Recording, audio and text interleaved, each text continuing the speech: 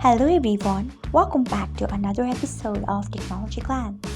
Today in this video, I'm going to guide you through how you can enable message ID for OTP on Truecaller. So let's get started. Firstly, open Truecaller app in your device. Then tap on three dots icon. Next tap on settings. After that tap on messaging. Then scroll until you find manage preferences. Then tap on it. After that you can see the option of OTP. Turn on it by tapping on it. So this is how you can enable message ID for all OTP on Truecaller. Thanks for watching. If you found this guide helpful, we would love it if you hit the thumbs up button below.